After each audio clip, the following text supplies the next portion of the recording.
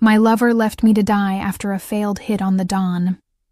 The wounded beast demanded my service and my soul. The acrid stench of cordite still burned in my nostrils, clinging to the opulent Persian rug beneath my knees, a grim counterpoint to the coppery tang of fresh blood. Screams had faded to pained moans, the staccato rhythm of automatic fire replaced by the drip, drip, drip of life escaping onto polished marble. My hands, trained to save, now trembled, slick with a warmth that wasn't my own. Just minutes ago, I'd been sharing a stolen glance with Marcus, our illicit rendezvous in the Don's lavish ballroom a perilous game. Then the world fractured. He'd kissed me, a hurried press of lips against mine, his eyes gleaming with a strange panicked urgency, before he vanished into the panicked crush of bodies. And then the explosion. The Don, a hulking figure of formidable reputation, lay bleeding, a grotesque centerpiece to the carnage. Marcus, my Marcus, had been part of it. The realization struck me harder than any physical blow. He'd orchestrated this and left me here, amidst the chaos, a loose end. A chill, sharper than any fear for my own life, pierced my core. A guttural sound ripped through the sudden quiet, drawing my gaze. He was alive. The Don, Enzo De Luca.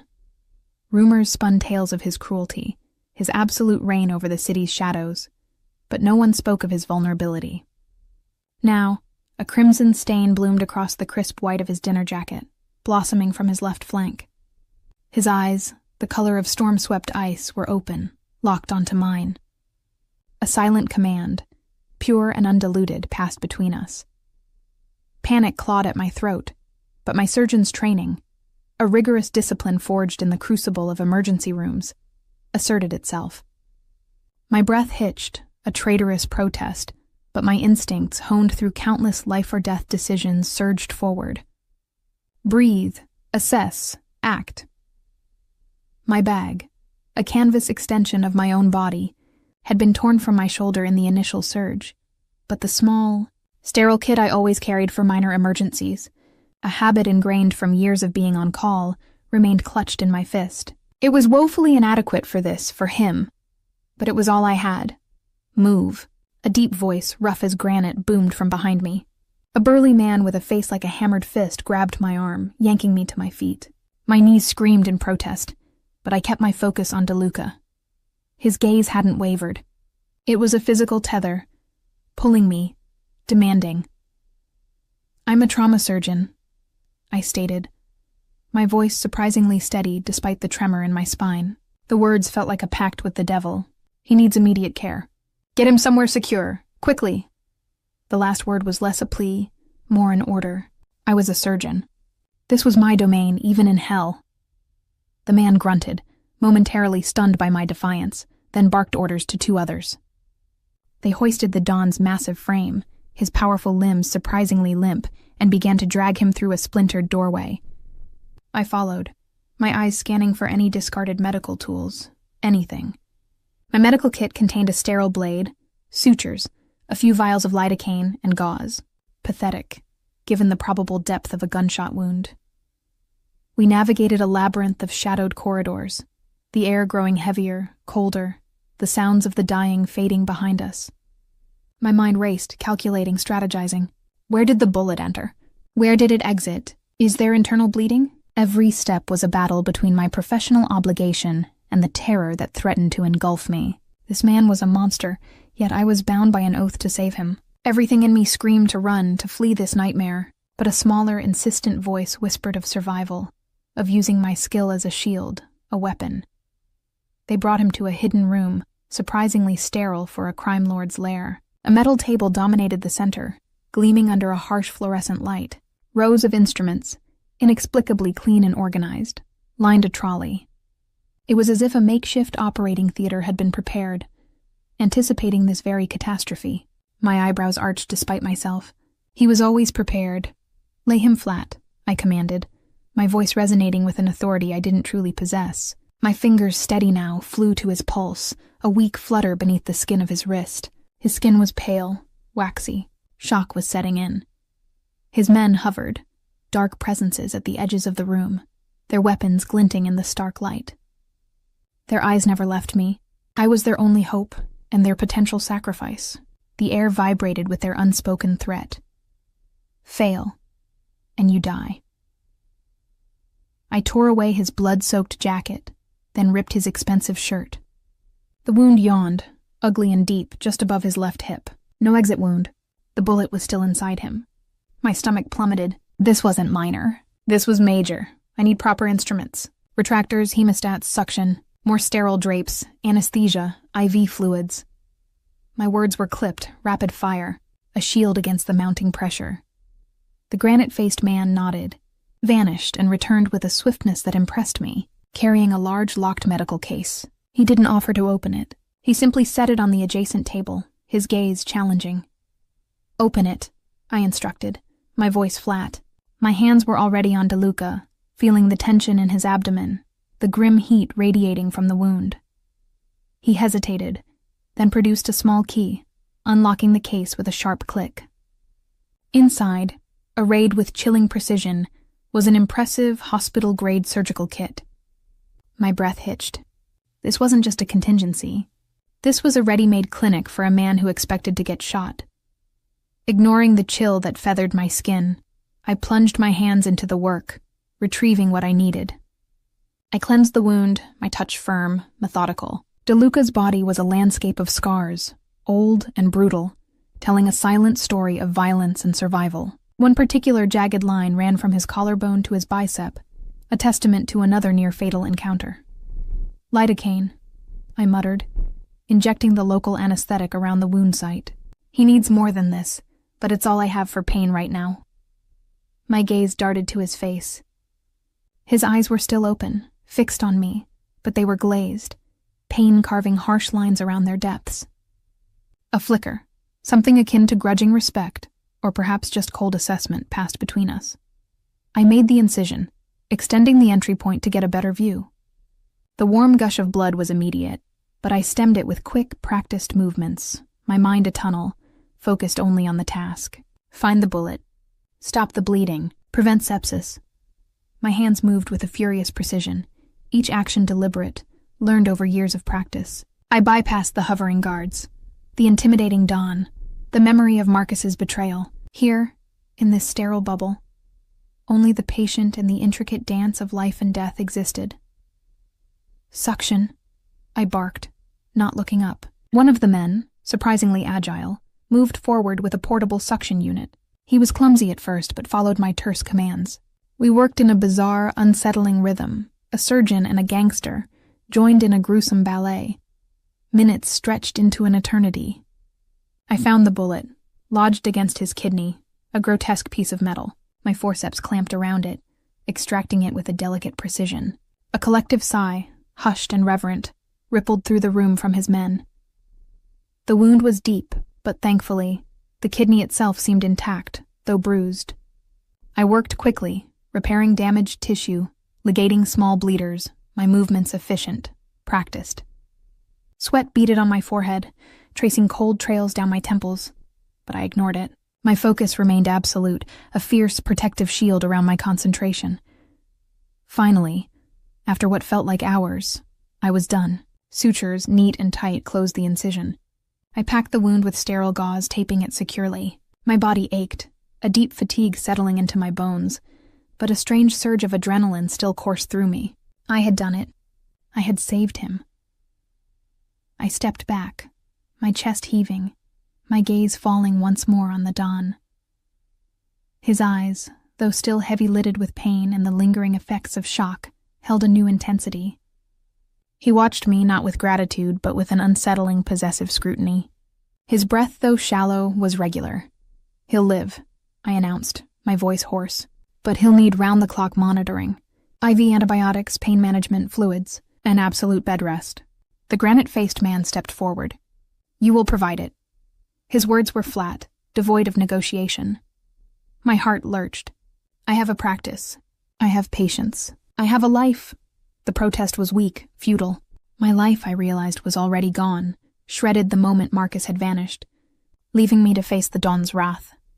DeLuca, still pale, shifted his head slightly on the metal table, his gaze still holding mine. A faint, almost imperceptible smirk touched his lips. Your life, Dottore, he rasped, his voice a low growl that vibrated through the sterile air, is now mine.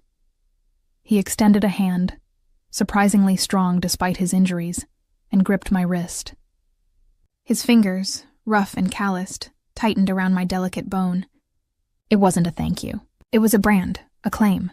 I stared at his face, at the cold, piercing depths of his eyes, and understood. The hit on the Don had failed.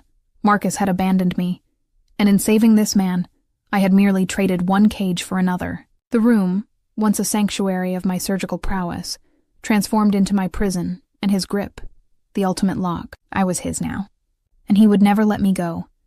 His grip, hard as wrought iron, burned against my skin. The cold, piercing depths of his eyes held me transfixed, twin glaciers reflecting my own terror. The sterile air, once a sanctuary of professional focus, now felt thick with the scent of his blood and the suffocating weight of his claim. He hadn't asked. He had commanded, and I, in my desperate act of saving him, had unwittingly sealed my own fate. "Remove your hand," I uttered, the words surprisingly steady despite the tremor in my lungs. My pulse hammered against the confines of my wrist, a desperate drumbeat against his unyielding fingers. A flicker, a ghost of amusement, haunted the harsh lines around his mouth. "Are you ordering me, Dottore?" His thumb, rough with old scars, brushed over the delicate skin of my inner wrist, sending a shiver, not of fear, but of something far more unsettling, through me. It was a possessive gesture, a deliberate violation of personal space. "I am asserting professional boundaries," I countered, my voice tight. Every instinct screamed to rip my hand free, to flee, but a perverse fascination rooted me to the spot. This man, so close to death moments ago, now exuded a coiled strength, a lethal magnetism that defied logic. My entire being recoiled, yet a morbid curiosity pulsed beneath the surface. His gaze dropped to my mouth, then returned to my eyes, holding mine. "Boundaries," he repeated, the word a soft rasp, laced with derision. "You walked into my world, Dottore. There are no boundaries here, save those I dictate." He released my wrist, the sudden absence of his touch a cold shock, but his eyes never left me. They were anchors, holding me captive even without physical restraint. The granite-faced man stepped forward. "We have a room prepared for the dottoressa."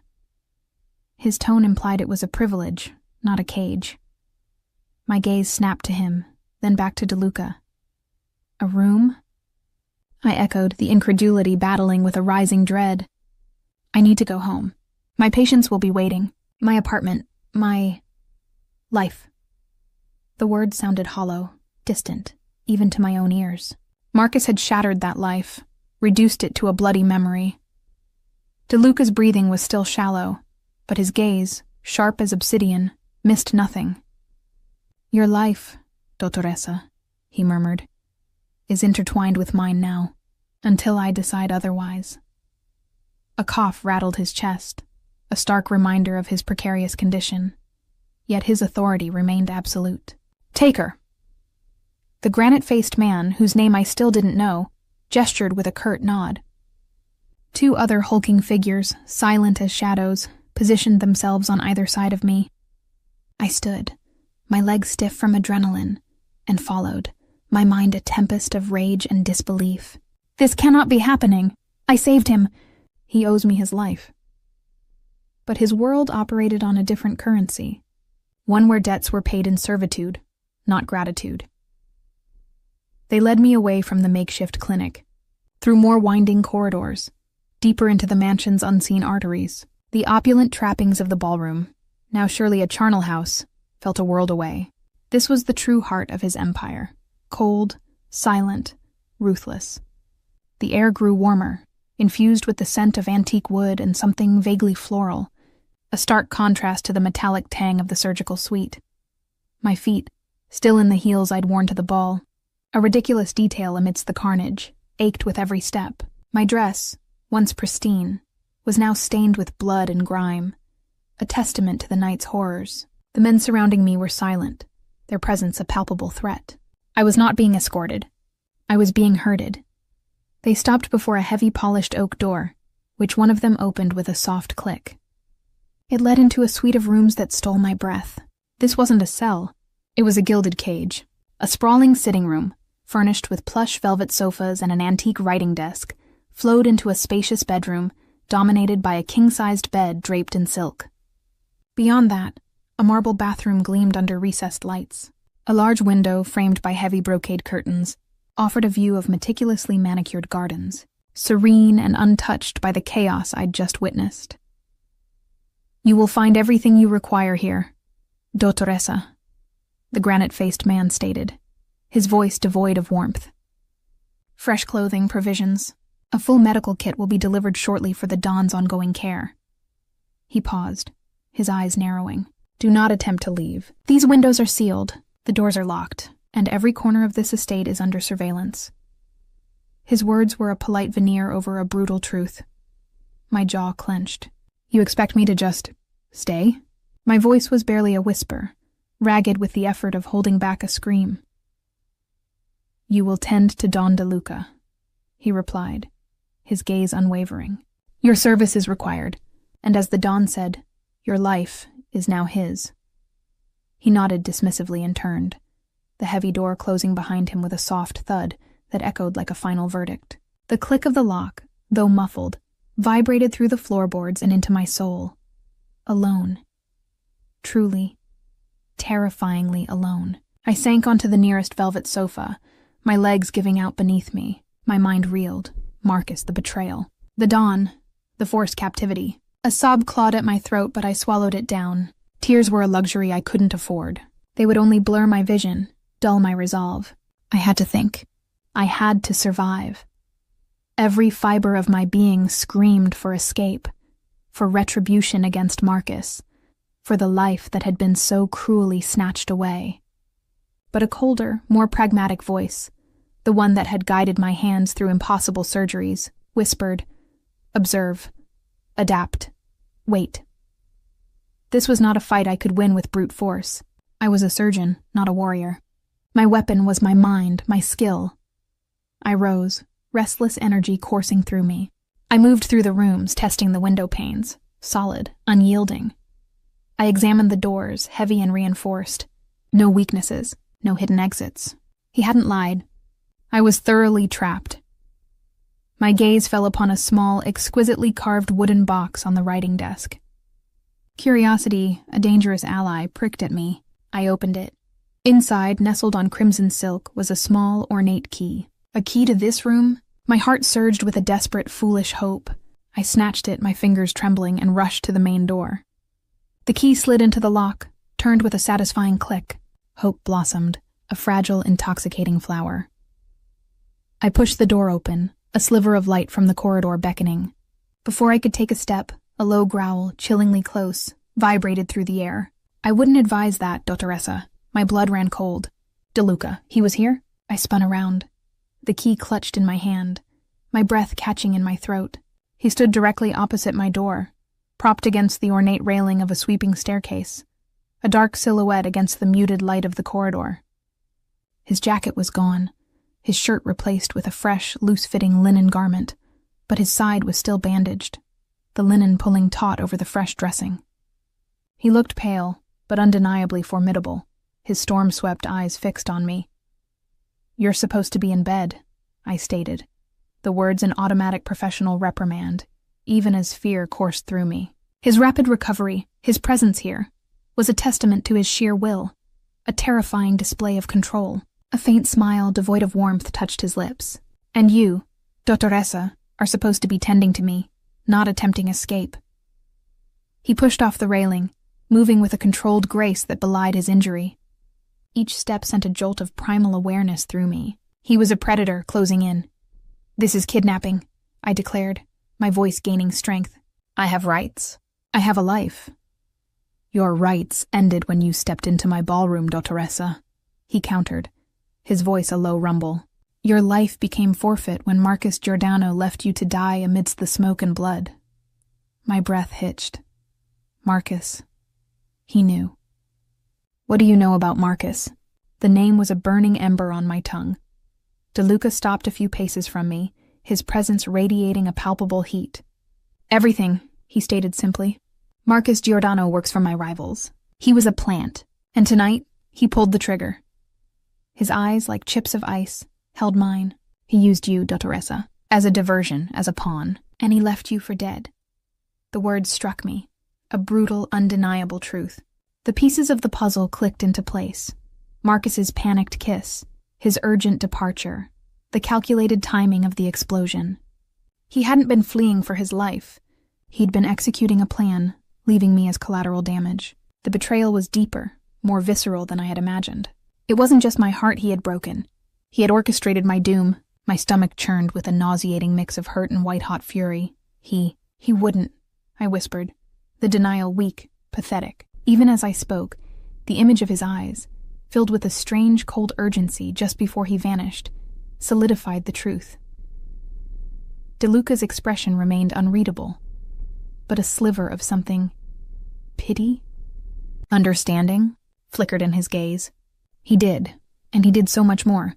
He designed this entire attack, knowing your presence, your unique skills, would ensure my survival. He calculated that I would keep you, and that one day, he would retrieve you, a valuable asset against me. The revelation sucker-punched me, stealing the air from my lungs. My lover had not only betrayed me, but had orchestrated my capture, turning my very expertise into a weapon for his manipulative game. I was not just a loose end. I was a carefully placed piece on a chessboard. The no but yes of my internal conflict twisted into something far more grotesque. I was simultaneously repulsed by this man, yet utterly dependent on him for protection against the very man I had once loved. My blood thrummed with a new kind of rage, cold and potent. "He used you," DeLuca reiterated, his voice softening, a stark contrast to his earlier harshness. "He saw your value, your brilliance, and exploited it. He left you here, a sacrificial lamb, but also a tool he intends to reclaim." He stepped closer, his shadow falling over me. "And I, Dottoressa, have no intention of letting that happen." His words, meant to explain my captivity, were simultaneously a chilling declaration of ownership and a strange, distorted promise of protection. He was not holding me because I was a victim, but because he saw my strength, my potential. He was claiming me, so I'm your prisoner to keep me safe from— "Your prisoner?" I challenged, my voice laced with bitter sarcasm. "You are my guest," he corrected, his eyes flashing. "Under my protection. Outside these walls, Marcus will try to use you again, or worse. Other factions will hunt you, believing you complicit in the attack, a weakness to exploit. Here you are untouchable. Here you are mine." The possessiveness in his tone was absolute, undeniable. My mind wrestled with his twisted logic. Every fiber screamed, no. This was not protection. This was enslavement. Yet, a traitorous part of me, wounded and raw from Marcus's betrayal, recognized the brutal honesty in his words. I was alone. I was vulnerable, and this man, this dangerous, powerful man, was offering a shield, even if that shield came with an unbreakable chain. "I am a surgeon," I repeated, grasping at the last vestiges of my identity. "I am not property." "No," he agreed, the faintest hint of a smile touching his lips. "You are not property. You are a resource, a priceless one, and I protect what is mine." He extended a hand, not to touch me, but to brush past me, retrieving the key from the lock. He held it up, its small, ornate form mocking my brief flicker of hope. "This key is merely decorative, Dottoressa. The lock mechanism is internal, and it responds only to my voice."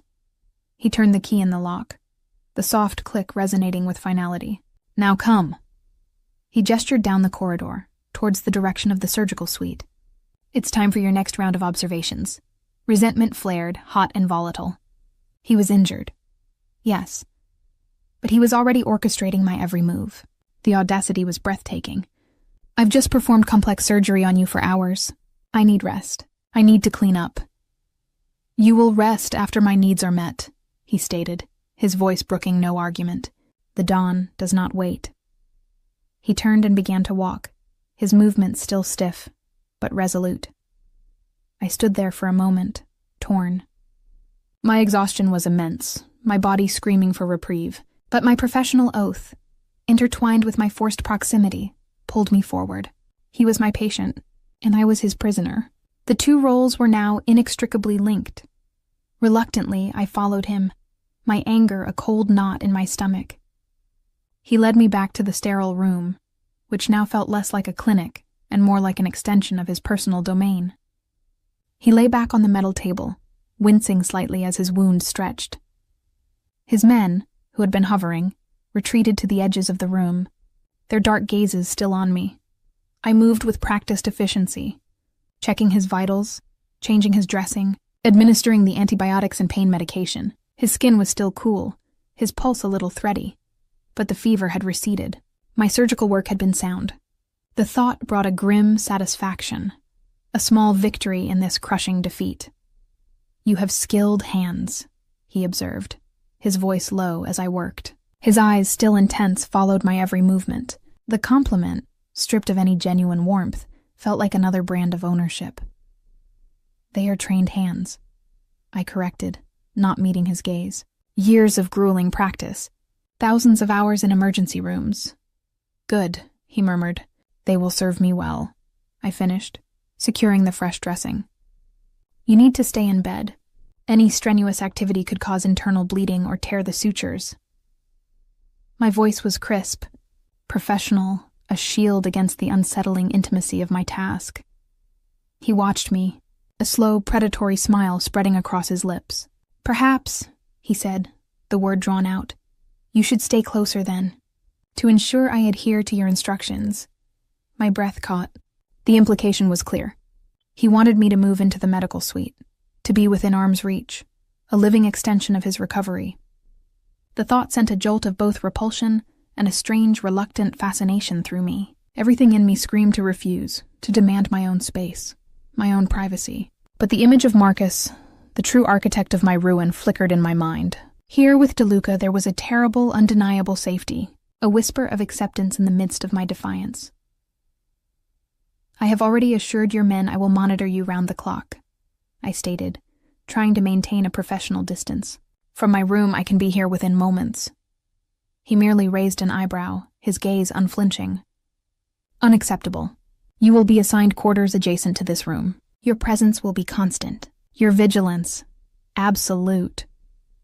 He made it sound like a privilege, an honor, not a sentence. The thought of sleeping so close to him, of being so intimately tied to his recovery, sent a wave of unease through me. But I knew better than to argue further. This wasn't a negotiation. It was a decree. He released me from his care for the night, and I was escorted back to my gilded cage. Exhaustion finally claimed me, and I sank into the plush bed, the silk sheets feeling strangely luxurious, almost mocking. My mind, however, refused to quiet.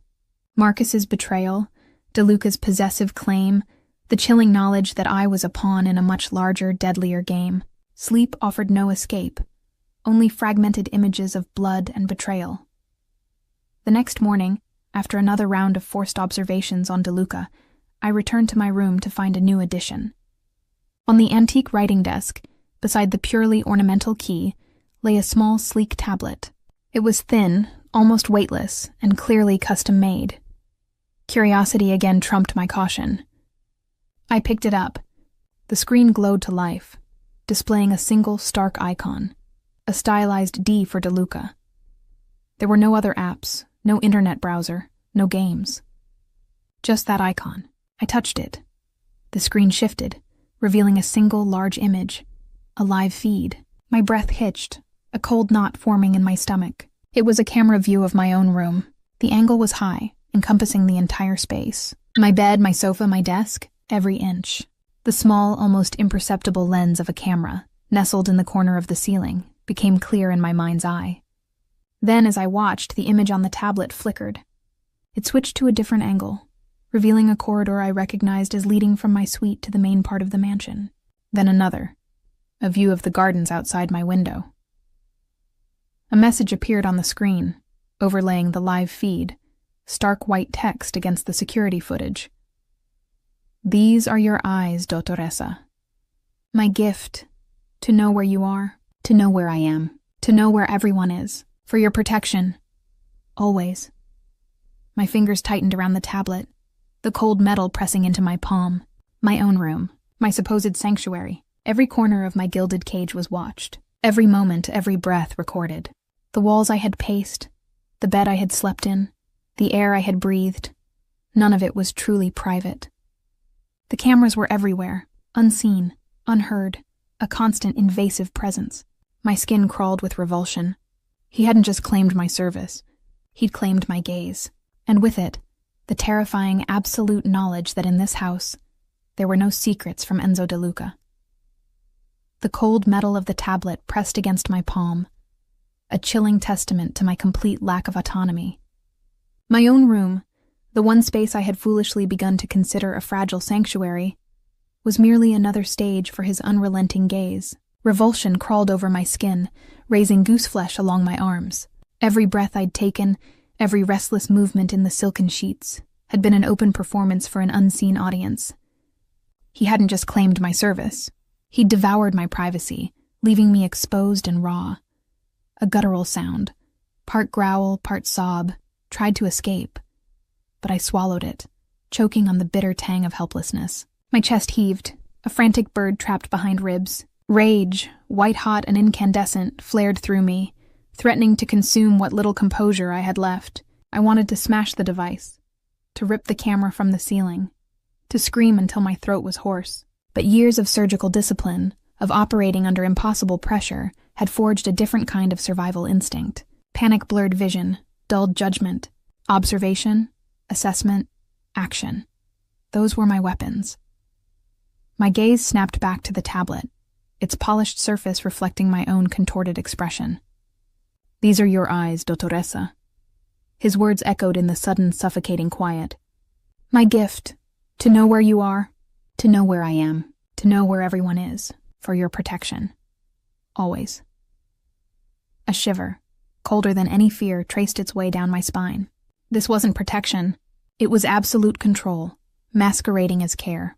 Yet a traitorous part of my mind, the clinical, analytical part, seized on the phrase, "to know where everyone is." If he monitored me, did he also monitor himself? His men? His entire estate? The thought was chilling, yet strangely compelling. This ubiquitous surveillance, meant to shackle me, might also be my window. My prison might contain the very tools for my potential liberation, or at the very least, my continued survival. Everything in me screamed against collaborating with my captor, against accepting any part of this grotesque reality. But a colder, more cunning voice whispered, "Use it. Turn his weapon against him. Learn." My fingers, surprisingly steady, began to explore the tablet. It was deceptively simple. Tapping the screen shifted through various camera feeds, the grand foyer, the sprawling gardens, the perimeter walls, the numerous corridors that snaked through the mansion. Each angle was pristine, the resolution unnervingly sharp. He had spared no expense in crafting his panopticon. I saw the granite-faced man, his name still unknown to me, patrolling a hallway.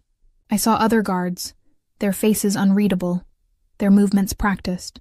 I saw the empty ballroom, now meticulously cleaned, a ghost of the carnage it had witnessed. Hours melted away as I sifted through the feeds, my exhaustion overridden by a fierce, driving compulsion. I watched the changing of the guard, the routes of the patrols, the blind spots, if any, of his meticulous system. My surgeon's mind, accustomed to dissecting complex problems, began to piece together a map of this fortress, both its strengths and its subtle weaknesses. The no raged, demanding freedom, demanding justice. But the yes was insidious, whispering that this was my only path forward. Understand the cage. Understand the beast. My forced daily routine began, a surreal dance of professional duty and suffocating captivity. Each morning, 2 of De Luca's silent men escorted me to the sterile medical suite. He lay on a specially adapted, reinforced bed now, his massive frame still powerful even in repose. The linen shirt was always fresh, but the bandages over his left hip were a stark reminder of the wound I'd closed. "Good morning, Dottoressa," he would say, his voice a low rasp, still edged with the lingering effects of his injury, but gaining strength each day. His eyes, those storm-swept glaciers, would watch my every movement, a possessive scrutiny that made my skin prickle. "Don De Luca," I'd respond, my voice crisp, professional, a shield. I would check his vitals, listen to his heart and lungs, palpate his abdomen with firm, assessing fingers. His skin was warm beneath my touch, his muscles taut even in relaxation. Each touch, purely medical, felt charged with an unsettling awareness, a silent acknowledgement of the life and death struggle we'd shared, and the new unspoken pact that bound us. "How is the wound healing?" he asked one afternoon, his voice softer than usual. He leaned back against the headboard, his gaze never leaving my face. The light from the window caught the hard planes of his jaw, the faint stubble, making him seem less like an untouchable crime lord and more like a formidable, dangerous man. "Remarkably well," I conceded, my voice flat. "Your constitution is robust." It was a grudging compliment, a testament to his sheer will. The infection markers were down, the tissue knitting cleanly. He was healing at an almost superhuman rate. A ghost of a smile, fleeting and dangerous, touched his lips. "You did good work, Dottoressa. You saved me." The words were devoid of gratitude, merely a statement of fact, another subtle reassertion of his ownership. "You saved me, therefore you are mine." "I performed my duty," I countered, the retort automatic, protective. I pulled the fresh dressing from its sterile package. "Your obligation is to remain still." He chuckled, a low, rumbling sound that vibrated in the quiet room. "You are still ordering me even as you dress my wounds?" "I am advising my patient," I corrected, keeping my gaze fixed on the meticulous unfolding of the gauze. "My professional integrity demands it. And your integrity, Dottoressa," he mused, "is admirable. But you forget who holds the reins here." My breath hitched, the silent war within me raging. Everything in me screamed to lash out, to reject his condescension, his suffocating power. But the voice of survival, the traitorous whisper, reminded me of Marcus, of the world outside these walls, a world far more dangerous without DeLuca's reluctant protection. I needed to understand the reins, if I were ever to loosen them. Later that afternoon, back in my gilded cage, I resumed my obsessive surveillance. The tablet had become an extension of my hand, my mind. I began to notice patterns. A shift in the guard rotation, subtle, almost imperceptible, always happened after 2 a.m. A particular blind spot in the western wall, just behind a row of ancient cypress trees, remained unmonitored for nearly 10 minutes every 2 hours. A delivery truck, unmarked and always the same model, arrived precisely at 5 a.m. every other day, idling for an unusual length of time before proceeding to a service entrance. My surgeon's instinct for anomaly, for the detail that didn't fit, hummed to life. This wasn't just about my escape. This was about understanding the ecosystem of my prison, understanding the predator who held me. The no still roared, demanding freedom. The yes was becoming louder, demanding knowledge, demanding agency. Days bled into a week. DeLuca's recovery progressed with astonishing speed. He was out of bed, moving stiffly but purposefully, always accompanied by his silent guard. He still summoned me for checkups, for wound care, but the sessions grew shorter, more formal, yet somehow more charged. The unspoken tension between us was a living thing, breathing in the sterile air. Then I saw it. On the tablet, late one evening, a flicker in the feed from the western wall. Not a guard, not an animal. A deliberate, momentary interference, a digital ghost, followed by a slight alteration in the landscape. A newly disturbed patch of earth near the unmonitored cypress trees. Too subtle for an untrained eye, but my mind, trained to detect the smallest deviation from the norm, caught it. My heart hammered against my ribs. Someone was probing his defenses. Someone was testing the waters. And the security system he so proudly displayed, the gift he had given me, was not as absolute as he believed. The blind spot, coupled with the disturbance, spoke of reconnaissance. Everything in me screamed to keep silent, to let his enemies weaken him, to use the chaos for my escape. But the memory of Marcus's calculated betrayal, of being left as a pawn, burned fresh. If DeLuca fell, what would happen to me? His enemies would hardly be merciful. The no was powerful, wanting him gone. But the yes whispered, "He is your only shield for now." My survival was inextricably linked to his. I made my decision. A calculated risk, a power play. I found him in his study, a cavernous room of dark wood and leather, filled with the scent of old books and expensive cigars. He sat behind a massive desk, illuminated by a single lamp, a stark contrast to the opulence elsewhere. He was on a call, his voice low and dangerous, a predator's growl. He hung up, his eyes immediately locking onto me, sharp and assessing. "Dottoressa," he acknowledged, no warmth in his tone. "To what do I owe this unscheduled visit?" My pulse quickened, but my voice remained steady. "Don De Luca, I have an observation." I held up the tablet, the live feed of the western wall's blind spot on its screen. He raised an eyebrow, a flicker of surprise in his icy gaze. "My surveillance system is for your leisure, Dottoressa, not for your operational commentary." "Your operational commentary is flawed," I countered, stepping closer, placing the tablet on his desk. My finger tapped the screen, indicating the disturbed earth, the digital ghost of interference. "This area, the western wall, behind the cypress trees, there's a 10-minute window every 2 hours where it's unmonitored. Someone is exploiting it. Someone has been for days, probing your defenses." His expression remained impassive, but his eyes narrowed, focusing on the screen. The air in the room grew heavy, crackling with unspoken tension. His granite-faced enforcer, who had been standing silently by the door, shifted, his hand instinctively going to the weapon at his hip. "Explain," De Luca commanded, his voice devoid of emotion, yet radiating a latent threat. "The digital artifact. The disturbance in the soil. It's reconnaissance. They're observing the rotation, mapping the blind spots. They know your system is not airtight." I met his gaze, my own unwavering. "They're coming for you, Don, and they know where your weakness lies." A muscle jumped in his jaw. He picked up the tablet, his rough thumb brushing the screen, zooming in on the spot I'd indicated. For a long moment, silence reigned, broken only by the ticking of an antique clock. His eyes, fixed on the screen, held a terrifying intensity. I had gambled. And now I waited for the axe to fall. He finally looked up, his gaze raking over me, no longer assessing, but something akin to respect. "Marcus Giordano's people," he stated. Not a question, but a cold, hard fact. Clever, to use the one flaw I hadn't yet accounted for in my digital net. He slammed the tablet back onto the desk, the sound echoing in the silent room. "You were meant to monitor my health, Dottoressa, not my defenses." "My survival, Don, is contingent on yours," I stated, my voice holding a defiant edge. "And my surgical training taught me to observe, to identify pathologies, to seek out the source of illness before it becomes fatal." My heart hammered, but I stood my ground. "This is a pathology in your system, and it is about to become fatal." He stared at me, his eyes piercing, trying to unravel the layers of my defiance and my desperate, calculating truth. "You just saved me, Dottoressa."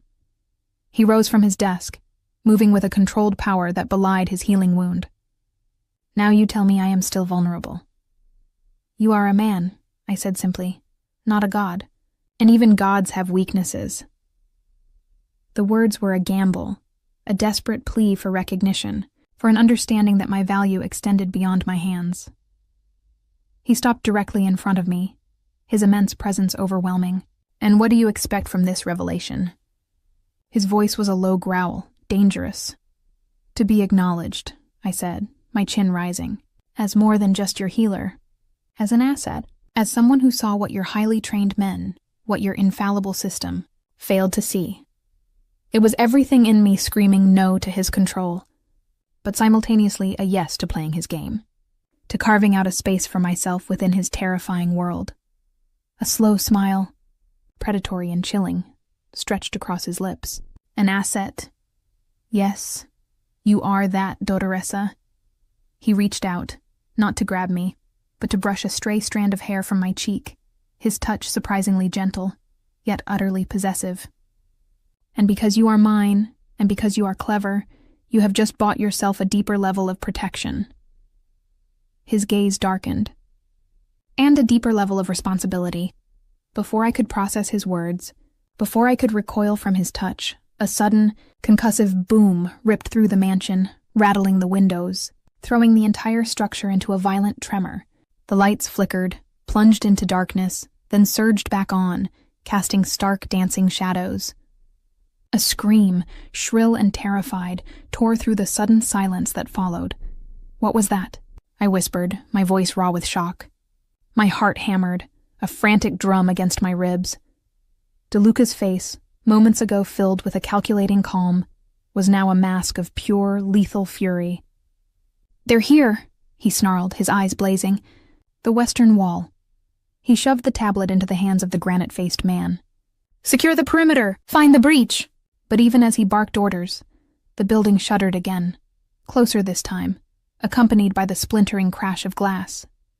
The sounds of breaking wood, shouts, and then the chilling, familiar rat-a-tat of automatic gunfire erupted from somewhere close. The attack was not just at the perimeter. It was inside. "Stay here," DeLuca commanded, his voice sharp as a blade. He pulled a concealed pistol from beneath his desk, his movements fluid, deadly. The transformation was complete. The patient was gone, replaced by the Dawn, the ruthless warlord. "No," I argued, my voice surprisingly strong despite the terror that gripped me. "You're still recovering. You're compromised." My surgeon's oath, my professional instinct surged above my fear. "You need me." He ignored me, already moving towards the study door. The granite-faced man, his face grim, blocked my path, a solid wall of muscle. "The Don's orders, Dottoressa." Another series of shots, closer still, tore through the mansion, followed by the sickening thud of bodies. The battle was escalating, spreading. I could hear shouts, the heavy thud of boots. Chaos erupts. The sounds were closer to us now, right outside the study. My heart was a frantic drum against my ribs, mirroring the cadence of the gunfire. Suddenly, the heavy oak door to the study splintered inward with a violent crash. 3 armed men, faces obscured by balaclavas, burst into the room, their automatic weapons spitting fire. DeLuca reacted with blinding speed, pulling me roughly behind him, his massive body a sudden, unyielding shield. The bullets peppered the wall where I had stood moments before. He returned fire with a roar, the handgun in his grip a surprisingly loud cannon. One of the intruders crumpled, his weapon clattering to the floor. The other 2 fanned out, their eyes immediately locating DeLuca. "Get down," he bellowed, shoving me harder, forcing me to crouch behind the solid, antique desk. His body, already recovering, moved with astonishing agility, a dance of death. The air filled with the deafening roar of gunfire, the acrid smell of burning gunpowder, the whiz of bullets, and the frantic pounding of my own heart. He was fighting, a whirlwind of lethal precision, but one of the intruders, faster than the others, moved around his flank. I saw it, an instant before it happened. The glint of the knife, aimed not at his chest, but at his already wounded side. "Your side," I screamed, the warning tearing from my throat. DeLuca pivoted, firing a shot that grazed the man's arm, but not enough to stop the blade. The knife plunged. A grunt of pain escaped him, raw and visceral. His powerful frame shuddered, but he didn't fall. He retaliated with a brutal efficiency, dispatching the last 2 intruders with swift, deadly movements, their bodies collapsing to the floor with sickening finality. Silence, stark and ringing, descended on the room once more, broken only by DeLuca's ragged breathing and the distant shouts of his men. He stood over the bodies, his pistol still smoking, his gaze sweeping the room, assessing, calculating. He was bleeding again, a fresh crimson stain blooming across the pristine linen over his left hip, a darker, wider blotch than before. He turned to me, his face pale, streaked with sweat and grime, his eyes blazing with a mixture of pain and something else, a fierce, primal protectiveness. "Are you hurt?" His voice was hoarse, thick with effort. "No," I gasped, shaking my head, my hands pressed to my ears, trying to silence the echoes of the gunfire. "But you're bleeding. Badly," he didn't respond. He simply extended a hand, rough and blood-stained, towards me. "Get up." I hesitated, still trembling, but his gaze, intense and demanding, pulled me forward. I pushed myself to my feet, my legs unsteady. "Come," he commanded, his voice low, filled with an urgency that transcended their current safety. "They're still here. This room isn't secure enough." He grabbed my arm, his grip surprisingly firm despite his injury, and pulled me towards a hidden door behind a tapestry I hadn't noticed before. The touch, usually a brand of ownership, now felt like a desperate anchor, a lifeline. My every instinct screamed to recoil, to pull away from the bleeding, dangerous man. But the more dominant voice, raw with fear, whispered that he was my only chance. Everything in me screamed no, but some traitorous part of me whispered yes. We plunged into a hidden passage, dark and narrow, leaving the carnage of the study behind. His breathing was labored now, each step a struggle. He leaned heavily on me, his weight substantial. But I braced myself, my surgeon's mind already calculating the extent of his re-injury. The new wound was deeper, I suspected, than the original. We moved through a series of labyrinthine corridors, his pace slowing with each passing second, the sound of distant gunfire still echoing. He pushed open another hidden door, revealing a small, austere room. It looked like a panic room, designed for exactly this kind of scenario. A cot, a small medical kit, bottled water, nothing else. He collapsed onto the cot, groaning, his face ashen. He was losing blood, fast. "I need to see it," I commanded, my professional persona snapping into place. I tore open his fresh linen shirt, revealing the bloody mess. The original incision had torn, and the new stab wound was deep, dangerously close to his kidney. "Hold this," I instructed, pressing a clean cloth from the medical kit onto his wound. He grasped it with a white-knuckled grip, his eyes, though clouded with pain, still fixed on mine. "They won't stop," he rasped, his voice barely audible. "They'll find this room." Before I could respond, before I could even begin to assess the gravity of his new injury, the reinforced steel door to our hidden sanctuary shuddered violently. A muffled thud, then another, as if something heavy was being thrown against it. A high-pitched whine, then the metallic shriek of cutting metal. My eyes widened in horror. They had found us. They were cutting through the door. I was trapped, with a severely wounded man, and death was literally clawing its way through the steel. The sound grew louder, more insistent. The whine of the cutting tool now joined by a spark-spitting grind. My breath hitched. The blade was coming for me. The high-pitched whine grew louder, sharper, the metallic shriek of the cutting tool tearing through the reinforced steel. Sparks rained down, bright, angry stars against the gloom, illuminating the cold sweat beating onto Luca's ashen face. My heart hammered, a frantic drum against the confines of my ribs, keeping time with the terrifying grind. The blade was coming for us, a relentless, mechanical predator. "Hold it tighter," I commanded, my voice strained, pressing down on the makeshift compress. DeLuca gritted his teeth, his knuckles white against the blood-soaked fabric. The new stab wound was bleeding freely, his already pale skin turning an alarming shade of gray. He was weakening rapidly. The primal urge to flee warred with my surgeon's oath, the latter winning, fierce and unyielding. He was my patient, but more terrifyingly, my only shield. My eyes darted around the small, sterile panic room, austere, reinforced, but not impenetrable. The cot, the medical kit, the bottled water, that was it. No weapons, no escape route, or so it seemed. Observe, assess, act. The mantra from countless trauma bays echoed in my mind. The whine intensified, a section of the door beginning to glow with an ominous red heat. Smoke, acrid and metallic, curled into the tiny room. A faint, almost imperceptible tremor ran through the steel. "He's losing too much blood," I muttered, my gaze sweeping the small medical kit. Lidocaine, sutures, gauze.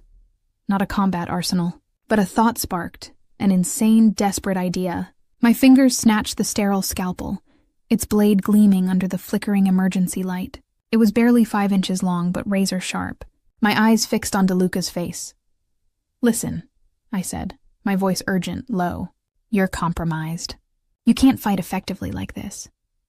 His eyes, clouded with pain, burned into mine, a silent challenge. "But I can buy us time, or inflict damage." He coughed, a ragged sound, pain twisting his features. "How, Dottoressa?" His voice was a raw whisper, laced with a terrifying curiosity. "The cutting tool," I explained, gesturing towards the door, the scalpel held tight in my trembling hand. "It's powered by a battery pack or a hose. Something. There's a weak point. And when they breach, they'll expect you. Not me, not this. I held up the scalpel, a pathetic weapon against an automatic rifle, but the intent was clear. A flash. Something akin to a predatory grin stretched his lips. Clever, Dottoressa. His gaze, though pained, held a dangerous spark. But they'll still have guns. We need a distraction, I pressed, my mind racing. A way to get them to lower their guard even for a second. The door is reinforced steel. It's vibrating. What about sound? DeLuca's eyes narrowed, a flicker of understanding passing between us. He slowly reached a hand under the cot, fumbling. My breath hitched. He wasn't just a target. He was a fortress with hidden defenses. He pulled out a small, palm-sized device, no bigger than a smartphone, made of dull metallic gray. There was a single large button. This is an acoustic disruptor, he rasped, his eyes fixed on the vibrating door. It emits a high-frequency pulse, designed to disorient and incapacitate without lethal force. For a few seconds it will drop them. A few seconds is all I need, I affirmed, my grip tightening on the scalpel. My heart hammered a frantic rhythm, but a strange, cold calm settled over me. This was my operating room. This was a life-or-death decision. The metal shriek reached a crescendo. With a violent screech, a section of the door burst inward, showering sparks and debris. A gloved hand, holding the cutting torch, appeared first, followed by an arm, then a shoulder. They were creating a man-sized hole. Ready? DeLuca rasped, his eyes fierce. Ready, I breathed, positioning myself. As the first masked figure began to squeeze through the jagged opening, DeLuca slammed his thumb onto the disruptor. A piercing, agonizing shriek of sound erupted, a noise that felt less like hearing, and more like an assault directly on my brain. It vibrated through my bones, clawing at my eardrums, pure agony. I clapped my hands over my ears, grimacing, but forced my eyes open. The two men who had just breached the door crumpled, their weapons clattering to the floor, hands flying to their heads, faces contorted in agony. They thrashed, disoriented, momentarily blind. Now! DeLuca roared, his voice cutting through the excruciating sound, his hand still on the button. I launched forward, a blur of motion fueled by pure adrenaline. The scalpel, an extension of my enraged will, plunged into the thigh of the closest attacker, severing the fuel line of the cutting torch still clutched in his hand.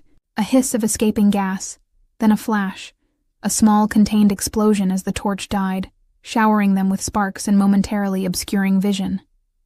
Before the second man could recover, my scalpel slashed across his hand, the small blade catching a major tendon. He screamed, dropping his rifle. DeLuca, even compromised, was a force of nature. Still holding the disruptor, he used his free hand to grab the fallen rifle, swinging its butt with brutal force into the head of the nearest attacker, who crumpled senseless. The high-frequency shriek cut off as he released the button, leaving a ringing silence, punctuated by groans and ragged breathing. 3 more figures, drawn by the commotion, lunged through the jagged hole, their weapons raised. But DeLuca was ready. He moved with a speed that defied his injuries, firing the rifle with chilling precision. Shots exploded, deafening in the enclosed space. Bodies slammed against the steel walls, then dropped. The small room filled with the acrid scent of gunpowder and the coppery tang of fresh blood. I scrambled back, pressing myself against the wall, my scalpel still clutched in my hand, my breath tearing in and out of my lungs. DeLuca stood, a silhouette of vengeance, his chest heaving, his powerful frame now truly swaying. He had dispatched them, but at a terrible cost. The new wound was gushing, crimson rivers staining the floor around his feet. He staggered, dropping the rifle, his hand flying to his side, then collapsed onto the cot, groaning, his face contorted in agony. His eyes found mine, glazed, but still fiercely alive. "My side," he gasped, his voice barely a whisper. "It's ripped open." I was on him in an instant, my professional instincts seizing control. I tore away the blood-soaked linen, revealing the horrifying truth.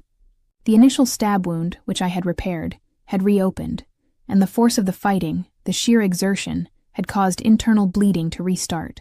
My sutures had ripped. His kidney, bruised before, was now compromised. "You idiot," I hissed, a wave of desperate fury washing over me, overriding fear. "You absolute arrogant idiot!" But even as I berated him, my hands were flying, tearing open the small medical kit, grabbing everything I needed. He was bleeding out, and there was nothing but me. "You need to be still," I ordered, my voice sharp, authoritative. Completely still. I rummaged through the kit, pulling out the largest gauge sutures, a fresh sterile blade, antiseptic. "This is going to hurt, a lot. I don't have enough lidocaine left, and I can't administer general anesthesia here." He nodded, his jaw clenched, his eyes never leaving mine. "Do what you must, dottoressa." His voice was a raw testament to his pain, but his will was unbroken. I worked with a furious, desperate precision. The scalpel extended the torn wound, giving me better access. The gush of blood was immediate, overwhelming, but I stemmed it with quick, practiced movements, my fingers finding the ruptured vessel, clamping it. My concentration was absolute, a fierce, protective shield against the chaos outside and the terrifying intimacy of the moment. I was knee-deep in his blood, my hands inside his body, fighting for his life, while outside, his enemies still prowled. Sweat poured down my face, stinging my eyes, but I ignored it.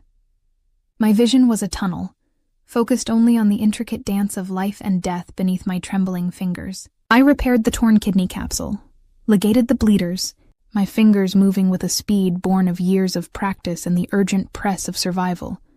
He groaned, a deep guttural sound as I threaded the needle, pulling the edges of the muscle and fascia together. His entire body trembled, but he held remarkably still, his gaze fixed on my face, a strange burning intensity in his eyes. It was pure, unadulterated pain, yes, but also a profound, primal trust.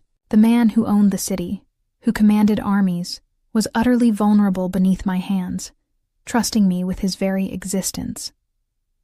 Finally, after what felt like an eternity, I was done. The sutures were neat, secure. I packed the wound, taping it tightly, my body aching with a bone-deep exhaustion. I sank back onto my heels, chest heaving, my hands slick with his blood. My entire being recoiled from the gruesome intimacy, yet a strange, almost manic exhilaration surged through me. I had saved him again. DeLuca lay still, his breath shallow, his eyes closed. For a terrifying moment I thought he was gone. Then, his eyelids fluttered open, his storm-swept gaze meeting mine. "You saved me," he rasped, the words a raw whisper. "I am a surgeon," I replied, my voice hoarse, devoid of emotion. A desperate attempt to create distance, to reclaim my professional self. "No," he contradicted, his voice gaining a fragile strength. "You are more. You fought, you bled, you saved me. And you did it not out of duty, but out of a different kind of alliance." His gaze held mine, intense, unwavering.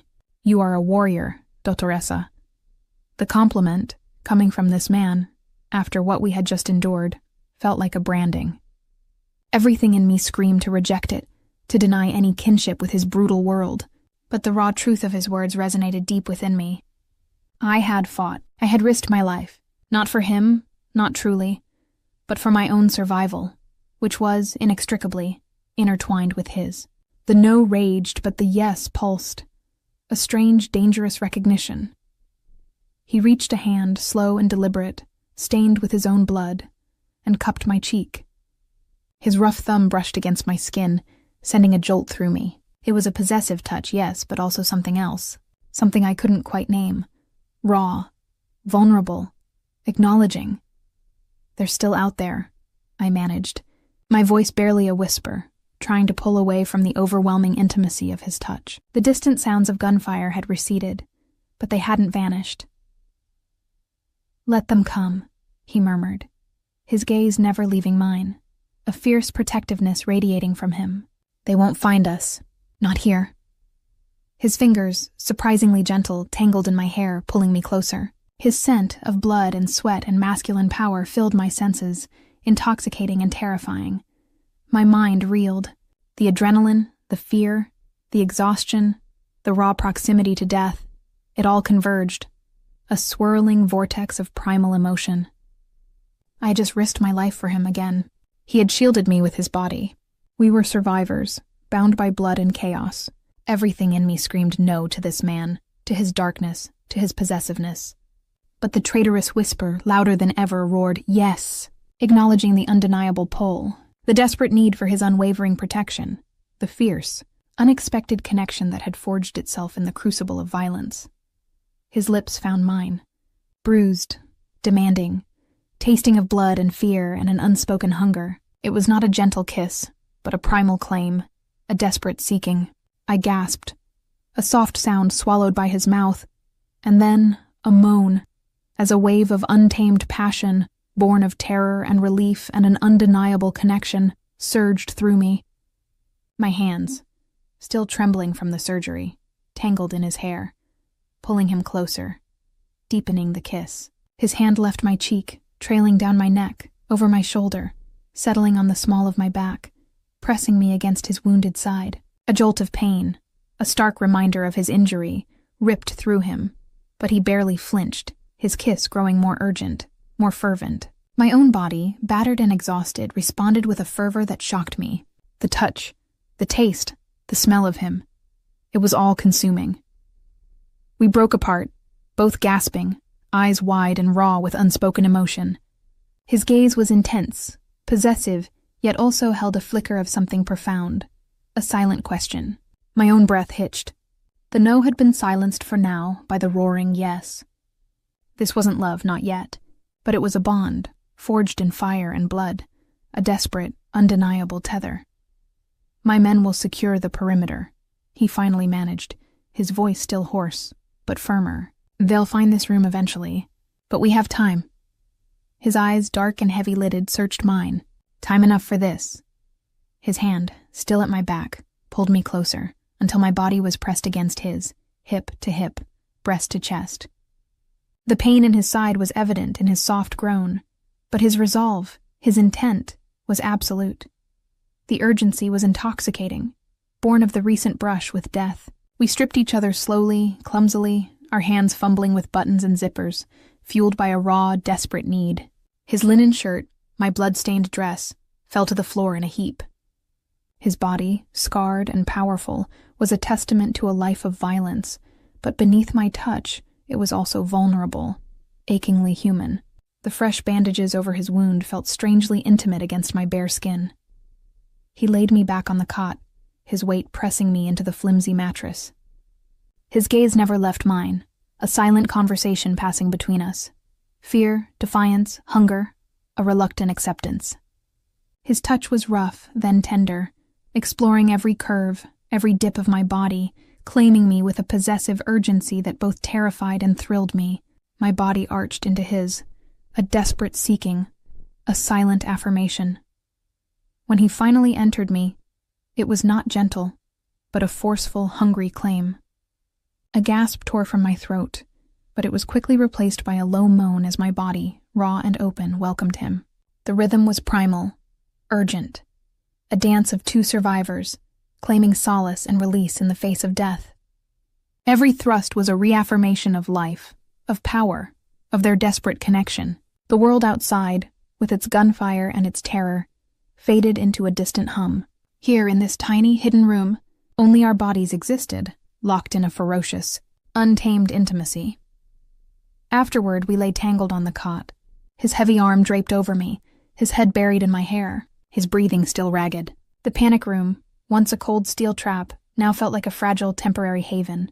His blood, my sweat, the metallic tang of gunpowder still in the air. It all mingled, a visceral testament to our shared ordeal. The sounds of distant gunfire finally died down. A muffled knock, then a shouted password, came from the other side of the reinforced door. DeLuca stirred, groaning softly, and his men began to cut through the breach from the outside. We cleaned ourselves as best we could with the bottled water, quickly dressing, the recent intimacy a raw, unspoken memory hanging between us. He was still weak, but his eyes, when they met mine, were clear, sharp, and possessive. The door finally opened, revealing the granite-faced man and a team of medics. Their faces, usually impassive, showed relief mixed with cold assessment when they saw us. They immediately began to tend to DeLuca's wounds. Later, in a clean, pristine room in a different part of the estate, away from the carnage, DeLuca finally called for me. He lay in a proper bed, attended by a small army of medical staff. But his gaze, when I entered, cut through them all, locking onto mine. He looked pale, but the fury was gone, replaced by a deep, unsettling calm. "The attack was repelled," he stated, his voice quiet, devoid of the previous day's urgency.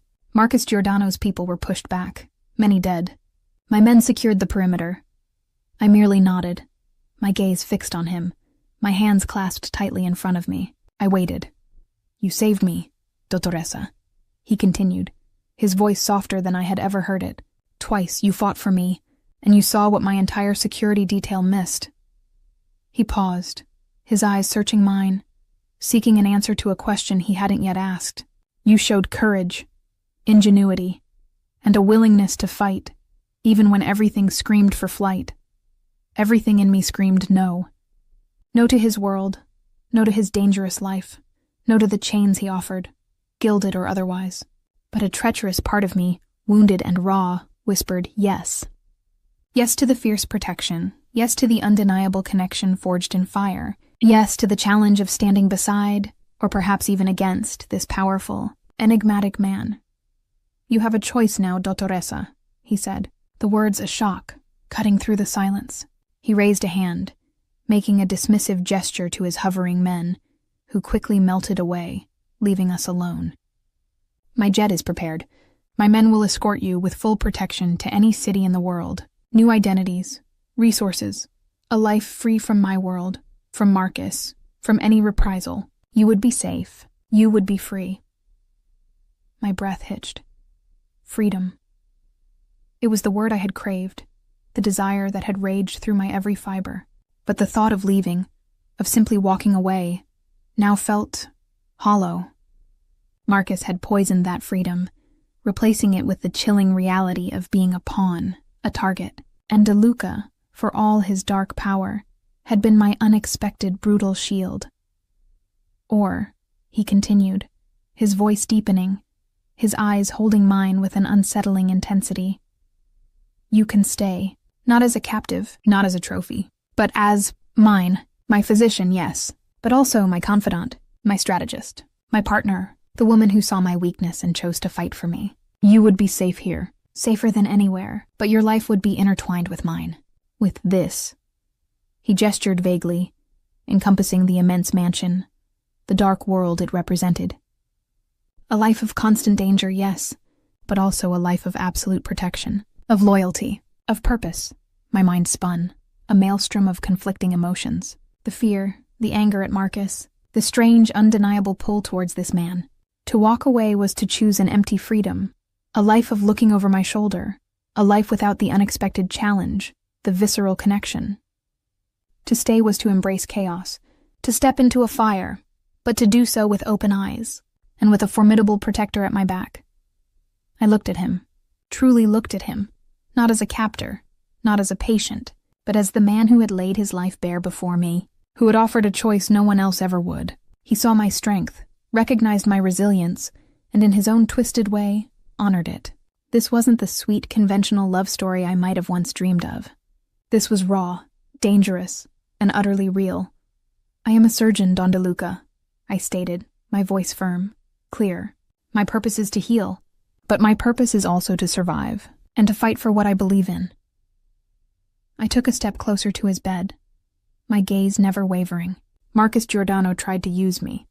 He thought he could break me, but he only showed me what I was truly capable of. His eyes, storm-swept and intense, held a question. "You didn't offer me freedom, Don," I clarified, my chin rising, a fierce resolve hardening my voice. "You offered me a choice, and I am not a woman who flees from a fight. Not anymore." I stepped to his bedside, reaching out a hand, not to touch his wound, but to cup his uninjured cheek, my touch firm, possessive, mirroring his own. "You need me, Enzo, and I will stay, not because I am forced, but because I choose you. And in doing so, I choose myself. I choose my place in your world, and I will make it mine." His eyes, dark and fathomless, flared with a terrifying satisfaction, a recognition. A faint, possessive smile touched his lips. He reached up, his large, scarred hand enveloping mine on his cheek, securing it there. His grip, even weakened, was a brand, A claim, not of a prisoner, but of a woman, finally taking her place.